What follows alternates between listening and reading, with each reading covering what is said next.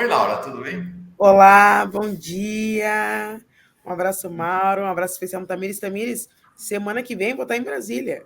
Aí, ó. Olha aí. Me Ô, põe na Mauro, fila para te encontrar também, hein? eu vou ter que entrar na fila para encontrar a doutora Tamires, coordenadora do Pronac.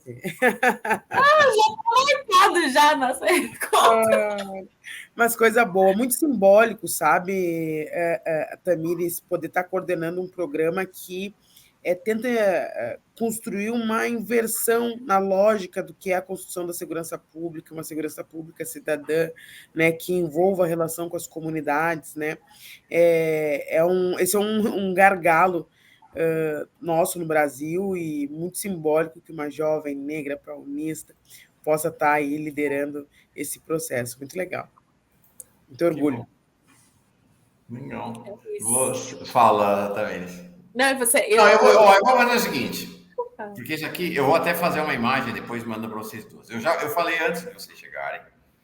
Se quiser pensar lideranças políticas no Brasil nos próximos 10, 20 anos, tem que pensar em vocês duas. Né? Acho que tem evidentemente, né? Falei, tem vocês duas, tem a Carol D'Artora, tem a Dandara, tem uma geração de mulheres negras lançadas na política agora. e a Tainara, Paola, tem Hã? várias. A Tainara em São Paulo, deputada estadual, maravilhosa, também grande amiga, que vão fazer a liderança política do país ao longo dos próximos anos. Vocês já chegaram lá, né? Agora é acompanhar o crescimento. Responde para Laura, mas eu vou sair da tela para deixar vocês 12 minutinhos, que vale a pena. Pessoal, e todo mundo de branco, né? Sexta-feira, todo mundo de branco. Sexta-feira. Legal. Sexta-feira é dia de branco, com certeza. Não, eu ia falar exatamente isso, Mauro. Na realidade, assim, que a gente está vendo uma geração de jovens, inclusive de jovens do Enjune, né, do Encontro Nacional de Juventude Negra, que fizeram uma formulação de política pública que deu base para parte, inclusive das políticas do Pronas, que deu base para o Juventude Viva, que agora de fato volta como o Enjune lá atrás formulou, que é como Juventude Negra Viva. É um dos programas que o governo federal vai lançar ainda esse mês, provavelmente no dia 21. E já dando spoiler aqui, Mauro e Laura, né, no dia 21, o Ministério da Igualdade Racial está organizando um grande ato de entregas voltados para a questão do combate à discriminação racial. Dia 21 é o Dia Internacional de Combate à Discriminação Racial, e assim como agora no dia 8 foi apresentado políticas para proteção, defesa, garantia de direitos das mulheres, vai ser apresentado um conjunto de políticas voltados para a defesa e para a garantia de direitos da população negra. E a gente viu, assim, desde esse encontro nacional que aconteceu lá atrás no sul da Bahia, abriu espaço para uma geração de jovens que foram se destacando no movimento negro, no movimento de juventude, nos partidos de esquerda, e que estão conseguindo ocupar espaço na institucionalidade, sendo eleitos vereadores e vereadoras, deputados e deputadas. Eu acho que é isso, assim, não tem volta, né, Laura?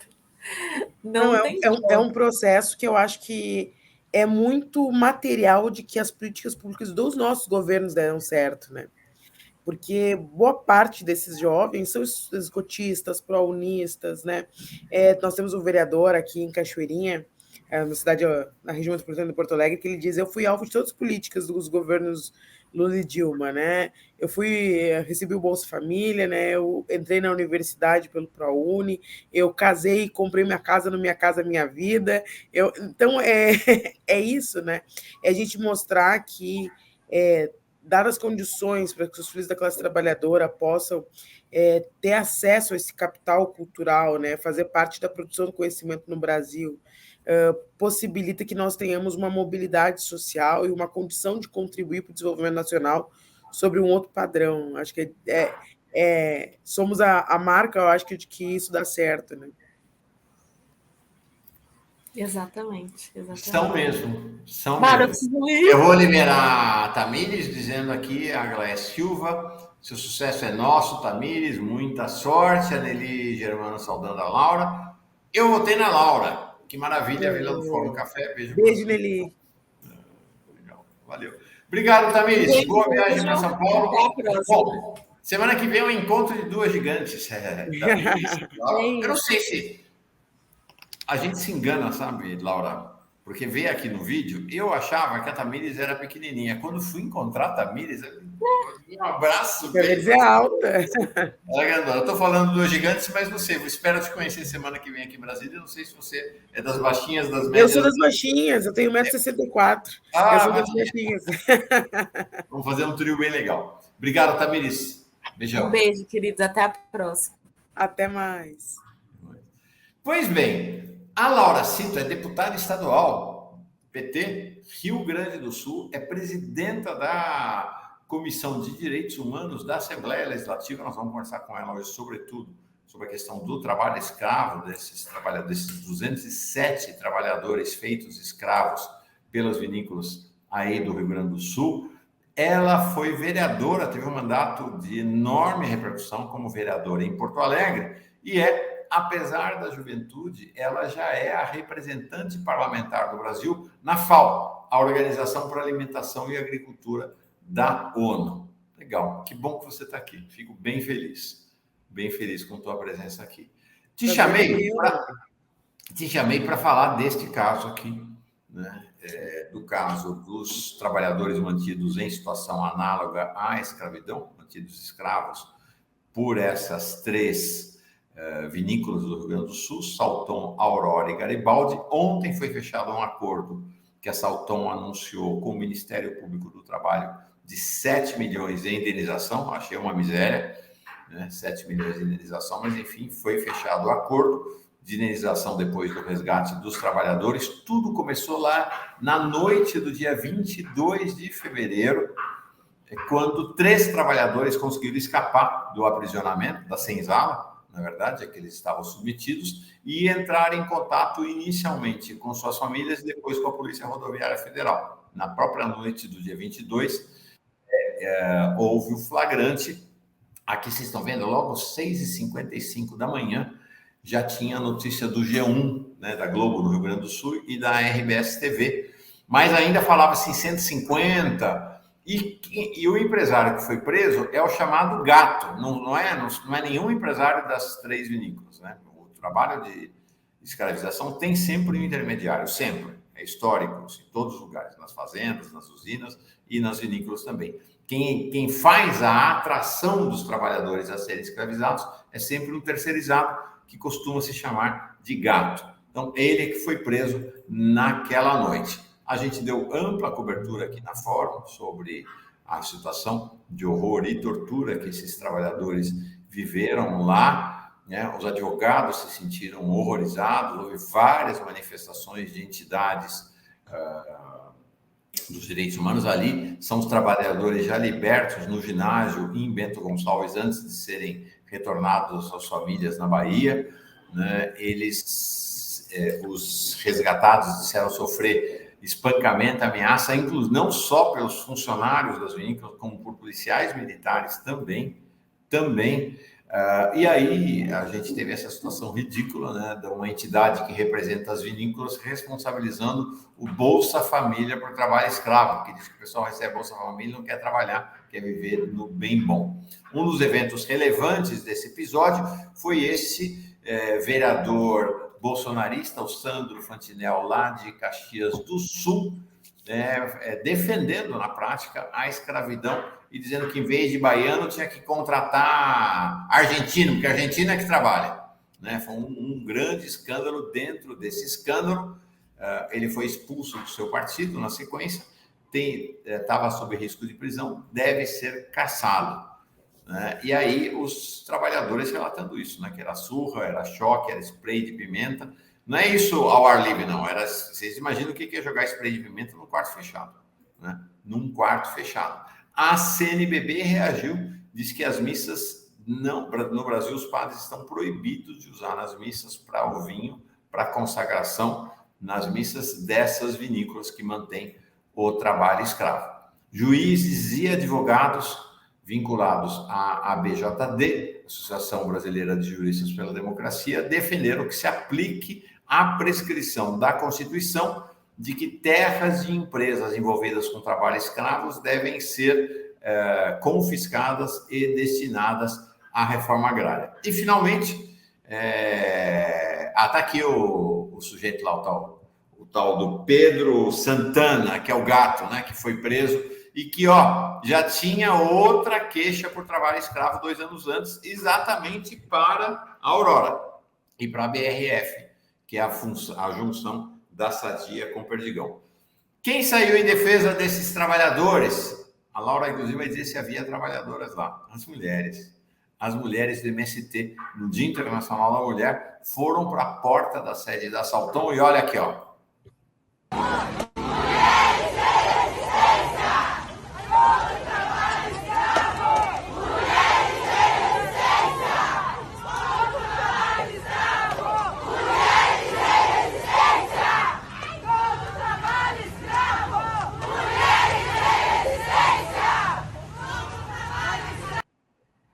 As mulheres defendendo os homens, né? Muito emblemático no Dia Internacional. Laura, você esteve lá na condição de presidenta da Comissão de Direitos Humanos da Assembleia Legislativa. Antes de fazer uma avaliação do caso, o que você viu? O que você assistiu lá? Você foi quando e qual era a situação que você encontrou?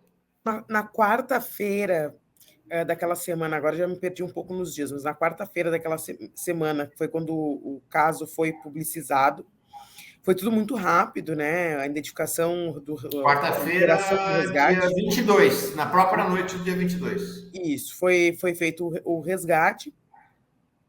Na sexta-feira, o governo do estado já tinha construído uma alternativa para que esses trabalhadores junto, né, com o Ministério Público do Trabalho, enfim, para que esses trabalhadores pudessem retornar à Bahia, com escolta policial, inclusive, até a Bahia. Os caras do Rio Grande do Sul receberam suas passagens para poder retornar para suas cidades aqui, né? Então, eu tentei chegar na sexta-feira, mas enquanto eu estava chegando, eu estava longe, em outra parte do estado, enquanto eu estava chegando, eles estavam embarcando. Então, eu cheguei lá no sábado pela manhã, ainda tinham alguns trabalhadores lá, mas o ginásio já tinha sido evacuado, e aí eu fui até o local onde era o alojamento que foi encontrado. E encontrei esse alojamento nessas mesmas condições aí que vocês puderam ver agora nessas fotos das imagens, das reportagens, né, que passaram aí para todo o Brasil, para todo mundo.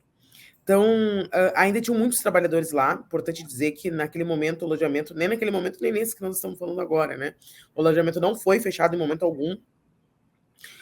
Tinham vários trabalhadores que continuavam nesse alojamento, porque a eles não foi caracterizado trabalho análogo à escravidão, apenas trabalho precário. Então, eles continuavam lá, em outras partes do prédio, né, que não tinham condições muito melhores do que essas aí da imagem, mas que não era exatamente essa parte do prédio, né. Nesse mesmo local que eles chamam de alojamento, mas que serviu como cativeiro, ele também serve para abrigar trabalhadores de outras empresas terceirizadas. Essa não é a única empresa que opera naquele alojamento. Ao chegar lá, encontrei, inclusive, uma van levando trabalhadores para o seu dia de trabalho. Muitos, conforme foi saindo em matérias, na sequência, né, trabalhavam também no ramo do frango, não são esses resgatados, mas que também, ouvindo os relatos, vivem situações bastante complexas, digamos assim, das suas relações trabalhistas, né? Bom, o que eu encontrei foi isso, conversei com vizinhos que me deram um relato do tempo de funcionamento, da dinâmica, qual era o mercado, que semana passada apenas foi fechado o mercado só para baianos, sendo que os relatos que nós temos dos vizinhos é que mesmo com ele fechado, ele continuou vendendo, né? Era apenas bater na porta que eles... Um mercado só para baianos, é isso? Era conhecido na região o mercado como um mercado só para baianos, que é onde eles vendiam. O que acontecia, né? Os salários que eles eram ofertados variavam em torno de R$1.700 a R$2.000. Desse valor, segundo como se chama, os testemunhos, né?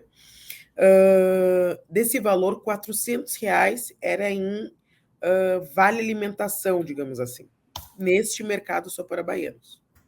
Nesse mesmo mercado, um saco de feijão custava R$22. Então, as coisas eram superfaturadas. Eles também podiam pedir adiantamentos para essa empresa. A cada R$100, eles pagavam 150. Então, tinha uma agiotagem, né, no adiantamento salarial. Sendo que, inclusive, por uma questão legal, tu nem pode adiantar, tem uma porcentagem máxima que tu pode, que o contratante pode adiantar do salário, acho que é 30%, acho que não pode adiantar mais do que isso. Mas, exatamente por conta dos juros, não tinha um certo controle em relação a isso, né? Então, isso criava uma cena de que os trabalhadores ficavam sempre devendo, eles estavam sempre, né, devendo. Além de todos os testemunhos de agressões físicas e psicológicas que vocês puderam testemunhar nas reportagens, né? Esses relatos também. Agora, algumas coisas me chamaram a atenção. Primeiro, chegar lá e encontrar 2 mulheres gestantes, né? Isso me chamou muita atenção. São 3 prédios, né? Um maior, que é onde tem esses quartos de alojamento, e 2 casas ao lado, um pouquinho mais estruturadas, que é onde ficavam trabalhadores que já tinham subido algumas posições hierárquicas, digamos assim, dentro daquele modelo de trabalho ali. Nessas casas que estavam as gestantes. Mas aquele mesmo ritmo, digamos assim, de disciplina, né? Uma coisa que me chamou bastante atenção, além disso, foi um trabalhador que tinha preferido ficar. Nem todos dos 207, né, quiseram ir embora. Teve ali alguns que preferiram ficar. E um deles eu perguntei por que ele quis ficar. E ele falou: da onde eu venho é uma cidade tão pobre, eu não tenho nada. Aqui eu tenho um trabalho, um teto e alimentação. Então não está tão ruim assim. Ele me respondeu dessa maneira. Isso me deixou assim bastante tocada assim naquele momento. E ouvindo os relatos depois, fiquei pensando muito, né, na lógica, de certa forma, doentia que se cria num ambiente desses, né? Onde as pessoas, inclusive que estão naquela situação de violência, acreditam que se tiverem uma disciplina dentro daquela lógica estabelecida, elas podem ascender. Então, são vários os relatos de pessoas, né, que dizem assim: meu sonho era chegar a ser motorista, porque o motorista ganhava R$4.000. Né? Eu queria ter disciplina para poder retornar na próxima safra já num posto melhor. Então, várias dessas questões, né? Se tu viesse trabalhar ali e cumprisse de maneira exemplar, né, o teu ofício, tu tinha a volta também paga pela empresa para a Bahia. Eles vinham com tudo pago, mas a volta estava condicionada, né, a eles trabalharem bem. Então, isso faz com que tenham vários moradores de rua em Bento, que foram moradores de rua expulsos daquele espaço, né? Dependentes químicos, enfim, que não se loucura, Laura. Organizaram dentro daquela lógica e acabaram ficando em situação de rua. Né? O que você descreveu é algo histórico, né, no Brasil. O que você está falando sobre essa questão do comércio me chamou a atenção. É o chamado sistema do Vale do Barracão. É esse o sistema sobre o qual se assentou a escravização depois do fim da escravidão. É o sistema do Vale do Barracão. Então, os trabalhadores vão para as fazendas, ou no caso ali, né, para esses alojamentos das vinícolas, e são obrigados a comprar de um barracão, de um lugar, de um armazém, aqui mais contemporaneamente. E nesse lugar, os preços são bem maiores do que no mercado, e aí ele sempre está devendo mais do que o que ele recebe de salário. E aí ele fica aprisionado. Esse sistema do Vale do Barracão está na gênese e como funciona a operação de escravização na lógica econômica. Aí vem todo o a mais, né? A vigilância, a repressão, as surras e tudo mais. Mas do ponto de vista econômico, é assim que funciona historicamente. Isso aí existe no Brasil desde o fim da escravidão. Você cria lá um sistema, então o sujeito para comprar, às vezes ele é obrigado a comprar até o equipamento de trabalho, a bota, a luva, a comida, o lençol, né? Porque os depoimentos do pessoal que não era fornecido roupa de cama, nada nesses alojamentos. E você vai sempre ter uma conta no final do mês maior do que o salário, né? Você está sempre devendo. Aí não pode ir embora. Exatamente, né? Não era oferecido produtos de higiene, lençóis, e a lógica é exatamente essa, assim. E um dos relatos que nós recebemos pela Comissão de Direitos Humanos é de um trabalhador que saiu de lá há quase 2 anos. E ele nos diz o seguinte: quando ele esteve lá, tinham cerca de 450 homens naqueles prédios. Então, tu fica Nossa. pensando como manter a disciplina numa situação de violência tão gigante assim, sem a utilização de mais violência, para Nossa. manter 450 homens ali sob controle, né? Que impressionante, impressionante. Estamos falando de quase 1.000. Né? Então, você imagina, agora, isso é o que estavam lá, né? Você imagina o quanto de gente não se passou Com por ali. certeza, Né? com Quantas pessoas, certeza. milhares de trabalhadores, devem ter passado por uma condição similar. Havia mulheres lá, Laura, porque os 207 são todos homens, né? São todos homens, a maioria homem. Encontrei 2 mulheres lá, que estavam no alojamento. Não sabe exatamente ali se elas estavam com um contrato vigente, elas não quiseram falar conosco, né? Ou se elas estavam ali apenas como companheiras, esposas, né, de alguns dos rapazes que estavam lá. Tá. Outra questão que eu queria te perguntar. Você é uma mulher negra. Eu vi os dados do Ministério do Trabalho. 95% desses trabalhadores, dos 207, eram negros. Eram negros. O que te vem? Né? Como é que isso bate para você? Na verdade, uma questão estrutural do Brasil, né? Que infelizmente vivemos os resquícios da escravidão até hoje, né?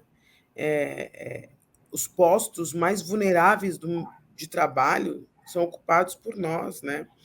Esse contexto que nós vivemos de terceirização irrestrita, de mudança, de retração na legislação trabalhista, atingiu especialmente o povo negro e as mulheres do Brasil. Uhum. É esse contexto que nós vemos. Inclusive, os dados da escravidão, do trabalho escravo no Rio Grande do Sul, os dados gerais aqui, mostram que 74%, de maneira geral, se declaram negros. Uhum. Né?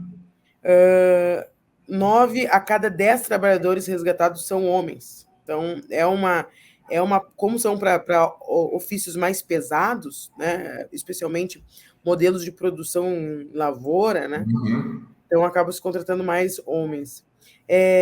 19% estudaram somente até o 5º ano do ensino fundamental, né, 3% analfabetos. 30% tinham entre 18 e 24 anos, né? A vulnerabilidade da nossa juventude, né, nesses espaços mais precarizados do trabalho. Então, o que eu penso é que nós, com os desafios que nós temos de enfrentar o racismo estrutural, toda vez que nós fizemos um recorte sobre esse espaço, né, das relações de trabalho precarizadas, né, ou em pontos extremos, como o trabalho análogo à escravidão, infelizmente, nós vamos encontrar a reprodução da pirâmide social que nós temos no Brasil, né? Infelizmente. Qual foi a repercussão aí, no Rio Grande do Sul, Laura, e nesse processo, né, nesse ambiente da libertação desses trabalhadores, dessa fala xenófoba do vereador Sandro Fantinel, que acabou até sendo expulso do partido dele, um partido de direita, de extrema-direita, Patriotas, lá em Caxias do Sul? Qual a repercussão disso e que desdobramento você imagina que isso tem? Claro que nos envergonha muito, né? Imagino que para a população da Serra Gaúcha tem um impacto, inclusive econômico, muito grande, né? São várias as sanções que já está que essas marcas, que são marcas que juntas, as 3, faturaram R$1 bilhão no ano passado. Então, elas têm um peso econômico no nosso estado e naquela região muito grande, geram muitos postos de trabalho. Elas já estão sofrendo diversas sanções, né, de não participar de festivais internacionais, né, a agência, a GPEX, né, já limitou, enquanto as investigações estiverem correndo, eles não participarem, até, como tu mostraste aqui na matéria, até, né, os bispos da CNBB, né, orientando que esses vinhos não sejam utilizados nas missas, enfim. Então, claro que tem uma repercussão muito grande, uma grande preocupação com os impactos econômicos sobre isso, especialmente na geração de postos de trabalho, né? Então, tem uma repercussão forte, né? E uma indignação com a situação em si, da maior parte da população, né? Podem acompanhar que entre a primeira manifestação do setor vitivinícola e ontem eles aceitarem 21 pontos do novo TAC, nós temos uma mudança de postura muito grande, que é relacionada, obviamente, aos impactos econômicos, mas também sobre a opinião pública, que também gera impactos econômicos, né? Muitas pessoas dizendo não vou mais consumir esse vinho, né? A ação das mulheres do MST é reflexo de uma opinião pública, né? Então, bom, isso está estabelecido. A fala do vereador, inclusive hoje à tarde estarei em Caxias do Sul para participar de uma audiência pública exatamente sobre esse tema, né? Ah, sim? Ela é uma fala interessante, vou usar esse adjetivo, porque ela explicita um pensamento de uma parcela da elite econômica desse Estado. Isso é muito importante, né? Ele foi tão infeliz, tão burro, porque ele abriu o pensamento dos caras que eles estavam tentando passar pano, né? Então, isso deu o tom de... Ele explicitou aquilo que eles todos tentavam manter escondido, né? Exatamente. Então, ele explicitou a dimensão da denúncia que estava sendo feita, o componente racial, xenófobo, que é estruturante no tema do que nós estamos tratando aqui. Nós estamos tratando aqui de um tema que seleciona essas pessoas porque considera elas cidadãos, não nem considera cidadãos, né? E os que consideram cidadãos de segunda classe. Né? Tem uma orientação de buscar um público já altamente vulnerável econômica e socialmente. Esse é o público-alvo do aliciamento. Nós estamos falando de uma rede de tráfico humano no Brasil, uma rota de tráfico humano no Brasil, que é o que está respondendo, infelizmente, em liberdade, o dono da empresa terceirizada. E quando o vereador fala, vamos importar mão de obra argentina, ele está se relacionando aqui a uma ideia, primeiro, de que xenófobo é racista, de que negros e nordestinos são vagabundos, mas também é uma ideia de se aproveitar da crise econômica que a Argentina vive, né, para que possa se fortalecer uma nova rota internacional de tráfico de pessoas. Então, ele, na fala dele, ele explicitou não só uma concepção, um pensamento, mas também uma operação, né, que é tratada de maneira natural naquele ambiente ali, porque falta mão de obra, né? Falta mão de obra, sabe por quê? Porque as condições de trabalho e a remuneração é terrível. Não falta mão de obra porque as pessoas não querem trabalhar. Tem muita gente no Rio Grande do Sul precisando de trabalho, mas trabalho digno. A primeira nota que eles soltaram, na verdade, a associação lá que representa as vinícolas, ali a SIC Bento, atribuiu ao Bolsa Família, né, a culpa pela situação. Né? Exatamente, falta mão de obra porque as pessoas preferem viver de benesses do governo. Para começar, que nós tivemos no último período um encolhimento gigantesco das pessoas que estavam inclusas, né, nos programas sociais do governo Bolsonaro. Então, no mínimo, por isso já deu ao Brasil altos índices de desemprego, né, das pessoas procurando postos de trabalho, né, um cenário mais acentuado da crise econômica que a gente vive. Se nem no período de crise as pessoas não estão buscando ir para lá, teoricamente, estou considerando a tese deles, né, que não é verdade isso, né, mas considerando isso é porque tem algum problema. Mas a verdade não é que falte mão de obra, a verdade é que eles preferem contratar uma mão de obra fruto de uma rota de trabalho escravo para poder baratear os custos de produção. E tem um intermediário para se desobrigar, né, da relação direta com este modelo sujo de produção. É isso que está posto, né? Perfeito. A Angélica Pinto diz: Mauro e Laura já assistiram o filme Pureza com a Dira Paz, muito atual, todos teriam que assistir. Eu não assisti. Eu não assisti também. Também não, tá bom, fica a dica aí da Angélica. Laura, muito forte realmente essa conversa contigo. A bancada do PT, me imagino que sob a sua liderança, vai propor um plano para monitorar casos de trabalho análogo à escravidão, e imagino que essa rota do tráfico também esteja envolvida nesse projeto. Sim, como é que é esse projeto aí? Nós aprovamos pela Comissão de Cidadania e Direitos Humanos um plano de trabalho para acompanhar os casos de trabalho análogo à escravidão no Rio Grande do Sul. Esse plano de trabalho ele consiste, primeiro, numa revisão legislativa, né, que nós possamos afiar também os instrumentos institucionais, né, para coibir esse tipo de prática. Também consiste na criação de um comitê interinstitucional de acompanhamento das investigações, ainda que quero aqui fazer uma referência que as instituições estão funcionando com bastante celeridade, isso é muito importante, num caso como esse, que envolve empresas tão poderosas, né? Então, mas de qualquer forma, né, nós criamos esse comitê para que possamos acompanhar, tem várias questões que vão chegando desencontradas e chegam muito por via da Comissão de Direitos Humanos, que é onde as pessoas se sentem mais seguras para poder acompanhar. A própria questão do acompanhamento da investigação da possível participação de agentes do poder público, no caso, que é o caso da denúncia de policiais envolvidos na escolta dessa operação, um caso que, inclusive, o MPE ofereceu. Hoje a gente tem até uma audiência no Ministério Público às 11 horas, mas que o Ministério Público ofereceu ao Ministério Público Federal, né, por segurança, né, a investigação desse aspecto da denúncia, né, que é algo muito importante porque é muito grave.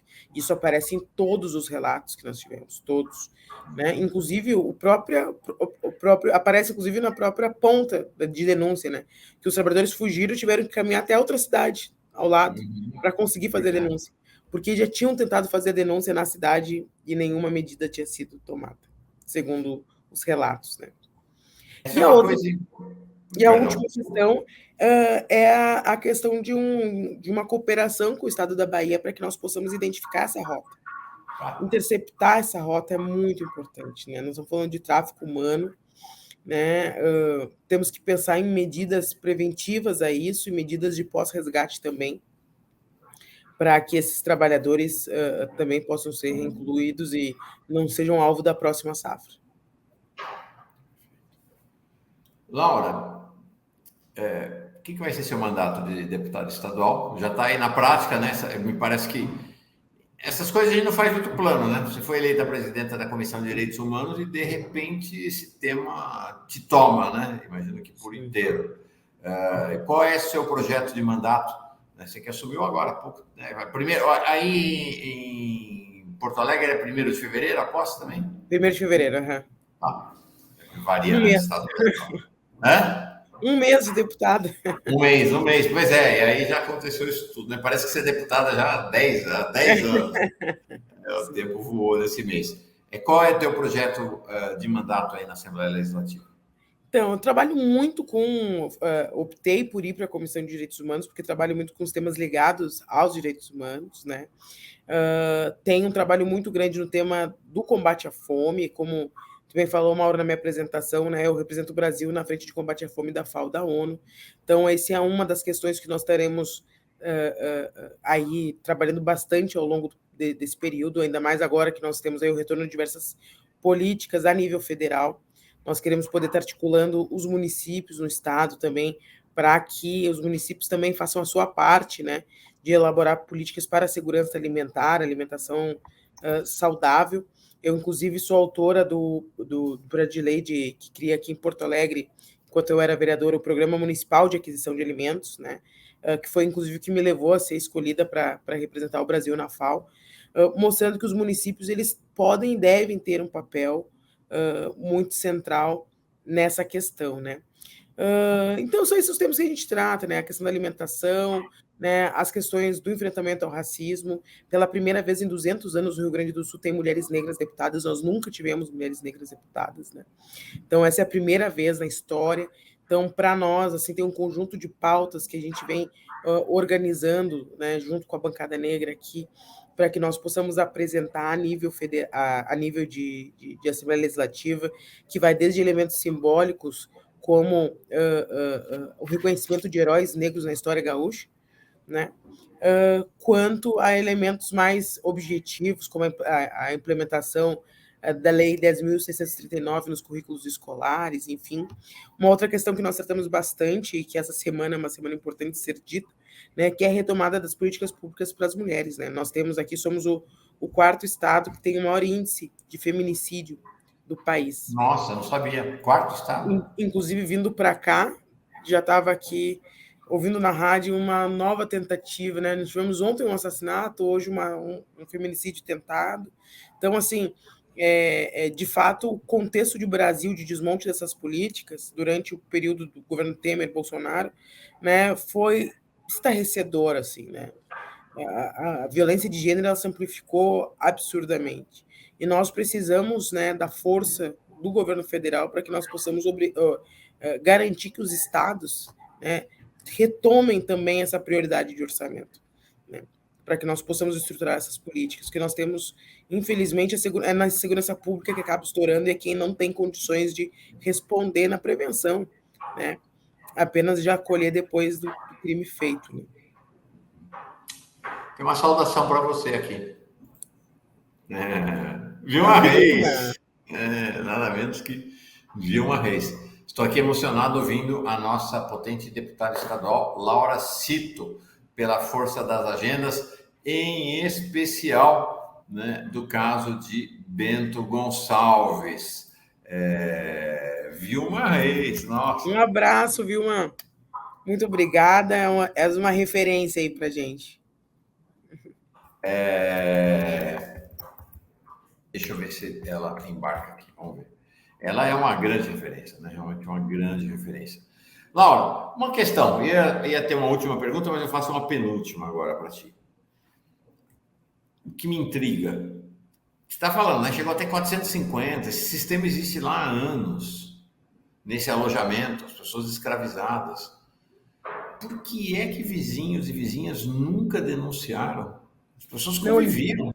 Mas eles denunciaram. Denunciaram por várias questões. A gente sabe como é ser vizinho e como funciona a vizinhança, né? Não só pela questão do próprias condições de trabalho, mas porque era um caos, era meio que uma bagunça o ambiente. Então, os vizinhos me mandaram para a comissão, né, vídeos de brigas que já foram interceptados naquele espaço, né? Tinha, segundo os relatos dos vizinhos, né, muita utilização de drogas, de álcool, né? Volta e meia dava grandes confusões. Esses responsáveis por agredir eles vinham para conter e agrediam com gás de pimenta, né? Então, assim, obviamente, nos dias que eles recebiam salário, os dias que ficava mais agitado o ambiente, né? Então, os vizinhos que têm crianças pequenas, que têm idosos, se incomodavam bastante, chamavam a polícia, né, denunciavam a situação, mas é nesse ponto, inclusive, que entra a denúncia da possível participação de agentes das polícias nisso, porque as polícias iam ali, mas não encaminhavam a situação, né? Quer dizer, os vizinhos faziam denúncia e as polícias, até porque tem os depoimentos dos trabalhadores e que havia participação de PMs na agressão a eles, né? Exato, isso aparecia em alguns relatos de trabalhadores e também dos vizinhos, né? Um vizinho, inclusive, relata que ele foi até uma delegacia denunciar e ele acabou sendo xingado na delegacia quando ele chegou, né? Então ele disse, não é possível que eu que vá sair preso daqui, né? Ameaçaram prendê-lo por desacato. Então os vizinhos se movimentaram, sim, sobre. Inclusive, uma vizinha, eu não tenho prova sobre isso, mas é o relato de uma vizinha, coloco, né, como fonte, de que antes da quarta-feira tinham crianças naquele lugar. Algumas crianças, não muitas, mas tinham algumas crianças, que eram famílias, né? Muitos dos homens estão lá há mais tempo, já casaram, então moram ali naquele conglomerado com seus núcleos familiares. E que assim que souberam que ia ter a operação, as crianças foram retiradas, foram as primeiras a serem retiradas ali, né? Acredito. Retiraram as crianças. Exato, porque não foi encontrada nenhuma criança ali. É chocante. Esses relatos muito chocantes. Bom, vou te libertar desta nossa agenda aqui, porque eu sei que a tua agenda tua vida hoje está muito... Libertar é uma palavra errada, desculpa. Liberar dessa nossa agenda aqui. Minha pergunta para ti. Ontem à noite você esteve aqui na Fórum. Sim. Com o Fórum Sindical, com a nossa Maria Fro. E aí achei muito interessante que a Maria Fro falou, foi muito legal, mas aí o Pedro começou a chorar, aí ela teve que sair para cuidar do Pedro um pouco. Essa é uma questão interessante. Eu te conheci como vereadora, lá, inclusive, na campanha para a vereança, em 2020. Depois, como vereadora, aí o Pedro nasceu, acho que em abril, né, de 2021. Isso. O Pedro nasceu em abril de 2021, eu tenho um Pedro também. E aí você saiu de licença maternidade, que é algo assim até estranho. A gente olha uma parlamentar de licença maternidade. Eu estou esperando a Thalíria acabar a licença maternidade, Thalíria Petroni, do PSOL, na Câmara Federal, para voltar a falar. Que foi essa experiência da licença maternidade de alguém que tem um mandato parlamentar? E como é que está sendo a sua vida agora com um menino de 2 anos, né? Vai fazer 2 anos mês que vem. Não, olha, Mauro, primeiro, assim, tudo muito intenso, porque foi tudo junto, né? Eu descobri que estava grávida já no início da campanha eleitoral para vereadora. Então, eu lembro. Foi tudo muito junto. A experiência da licença maternidade foi muito boa, ainda que o início dela é um tanto quanto conturbada, porque, como tu mesmo disse, não é comum parlamentares tirar licença maternidade, né? Porque mulheres, especialmente mulheres em idade reprodutiva, né, são, né, algo raro, né, no ambiente de representação. Então, a Câmara de Porto Alegre não sabia nem como encaminhava o meu pedido de saída de licença maternidade. Não acredito. Regulamentação sobre isso. E muito menos eles sabiam como é que fazia para eu voltar. Porque a única coisa que dava para utilizar ali como regra era o Estatuto Geral do Servidor Público do município. E aí eu dizia, olha, mas a minha situação ela é um pouco diferente, porque vem do servidor que tem uma carreira perene, né? O meu mandato ele é datado, né? São 4 anos. Então, como se aplica nesse caso, né? Como que eu posso retornar? Claro que eu tive uma ótima experiência como suplente, né? Tive a sorte de ser uma mulher negra, né? Nossa deputada federal, Reginete Bispo, ela era a nossa suplente na Câmara, e compartilhamos super bem o mandato ali, enquanto eu tive licença maternidade, a nossa agenda política é muito parecida, né? Então, podemos compartilhar super bem o trabalho, mas, de fato, é sempre um tema polêmico. Eu lembro que aqui na Assembleia Legislativa, quando a Manuela foi ser mãe, ela era deputada estadual, também foi uma questão, né, como faz, o suplente assume, o suplente não assume. Uma outra deputada foi mãe junto comigo, né, e ela não tirou a licença maternidade porque ela tinha uma má relação com o suplente, então, como é que faz? Ela tirou 1 mês e retornou. Nossa. Então, para a mulher da política é sempre complexo esse momento, né? Porque a dinâmica da política não prevê, de fato, né, a nossa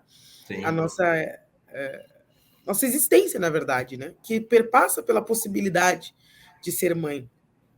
Então, toda essa experiência está sendo, né, algo bastante intenso, assim. E inovador, né? Não sabia disso, não tinha previsão de licença maternidade, porque isso não tinha previsão de ter mulher grávida no mandato parlamentar. Incrível. Então, foi muito bacana para abrir meu olhar também para a necessidade de políticas públicas para essa área. Mudou, assim, muito a minha atuação parlamentar nesse sentido. Eu criei um projeto de lei que cria salas de aleitamento nos espaços públicos em Porto Alegre, né? Tenho feito um trabalho muito grande sobre o tema do parto humanizado, porque tem coisas que a gente vivendo que a gente tem a total dimensão daquilo, né? E aí, nisso está a importância da representatividade, inclusive. Né? A gente vivendo que a gente tem a dimensão total. Eu, como uma mulher feminista, sempre fui sensível a essas pautas, mas vivendo eu tive a dimensão da importância delas. Né? E hoje, como deputada, eu vejo o quanto que a rede de apoio ela é fundamental. Acho que se eu não tivesse minha mãe, minha sogra, meu companheiro, né, de fato, conseguir fazer todas as coisas que precisam ser feitas para poder se manter nesse espaço seriam impossíveis. Ontem foi um exemplo clássico disso, né? Ontem era o meu dia de buscar o bebê na escolinha, e aí não dava tempo de eu buscar e ir para casa. Eu disse, então eu vou voltar para a Assembleia, que é mais perto. Então, eu busquei ele e voltei para a Assembleia. Mas para ele, né, 7h30, 8h da noite, ele já está exausto. Sim. Né? Então, era hora dele tomar um banho, né, comer um papazinho e dormir. Então, tudo isso é diferente. Né? Que mudança, né? Que mudança. Você sabe que até 2015 não tinha banheiro feminino no plenário do Senado. Loucura. Não tinha, simplesmente não tinha. As mulheres, para ir no banheiro, até 2015, as senadoras, tinham que sair do plenário para ir lá nos corredores atrás do banheiro. Porque a presença da mulher é algo estranho ao poder, né? Exatamente. O poder não sabe o Não, que fazer. a lógica da política, né, ela é totalmente organizada fora dessa lógica. Eu sempre falo o seguinte: reuniões noturnas, reuniões partidárias, né, costumam ser à noite. Para quem é mãe, né, à noite, tu até talvez consiga se organizar para uma noite por semana poder ter. Mais do que isso é muito difícil. Ainda mais quem tem filhos pequenos que dependem muito, né, para se alimentar, para tomar banho, para dormir, para revisar os temas, para, né? Então, eu vejo muito isso e eu acho que é importante a gente trazer isso para dentro, trazer o conflito para dentro da emenda política, porque é muito normal, e inclusive eu ouço isso de mulheres conservadoras, ouvi isso de mulheres conservadoras, né? Quer estar aqui, então não tenha filho. Né? Aqui não é lugar de criança. Né? E aí a gente vê quantos espaços, mesmo da esquerda, não é calculado o espaço da interação da criança. O espaço da criança está ali, né, de ter um espaço de recreação, de ter, né? Então, claro que as mulheres mais velhas foram muito guerreiras em abrir esse espaço, né? Eu ouço de muitas companheiras dizendo: meus filhos que hoje já são adultos corriam pelas reuniões, estavam embaixo das cadeiras, né? Participando. Claro que nos traz uma memória gostosa da gente ter podido compartilhar aquele espaço com a criança.